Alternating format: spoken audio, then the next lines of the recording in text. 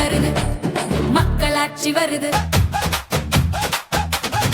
நல்லாட்சினா எடப்பாடியார் தான். வாக்களிப்பீர் இரட்டை இலையே. இனிமே கண்ணை மூடிட்டு கடலை எண்ணெய் வாங்கலாம். ஏன்னா மந்த்ரா கடலை எண்ணெய் இதயத்தின் தயாரிப்பு. வறுக்க பொரிக்க ஏன் எல்லா சமையலுக்கும் மந்த்ரா தான். மந்த்ரா கடலை எண்ணெய், அபார ருசி, ஆரோக்கியமான உடல் நலம்.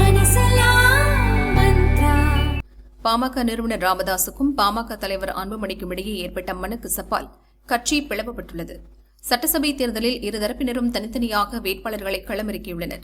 அதில் சில தொகுதிகளில் தந்தை மகன் தரப்பு வேட்பாளர்கள் நேருக்கு நேர் போட்டியாளர்களாக களமிறங்கியுள்ளனர்.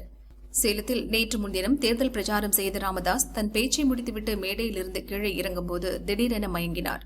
உடனே அவர் அங்குள்ள தனியார் மருத்துவமனையில் அனுமதிக்கப்பட்டார். அதைத் தொடர்ந்து மேல் சிகிச்சைக்காக சென்னை 1000 விளக்கு அப்போலோ மருத்துவமனையில் அனுமதிக்கப்பட்டார்.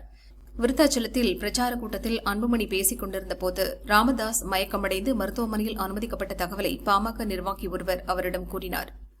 உடனே கொதிப்படைந்த அன்புமணி ராமதாசுக்கு ஏதாவது நடந்தால் அவரை சுற்றியிருப்போரை சும்மா விட மாட்டேன் என எச்சரித்தார். அரசியல் விவகாரத்தில் தந்தை மகன் இடையே மனக்கசப்பு இருந்தாலும் அப்பாவுக்கு உடல்நலம் சரியில்லை என்றதும் மகன் கொதிப்படைந்ததை பார்த்து பாமக தொண்டர்கள் உணர்ச்சி வசப்பட்டனர். நேற்று முன்தினம் திண்டிவனம் தைலாபுரம் தோட்டத்திற்கு சென்ற அன்புமணி அம்மா சரஸ்வதியை சந்தித்து நலம் விசாரித்ததுடன் அவரிடம் ஆசி பெற்றார். மருத்துவமனையில் அனுமதிக்கப்பட்டுள்ள ராமதாஸை சந்திக்க அன்புமணி திட்டமிட்டுள்ளதாகவும் அவரது கட்சி நிர்வாகிகள் கூறினர்.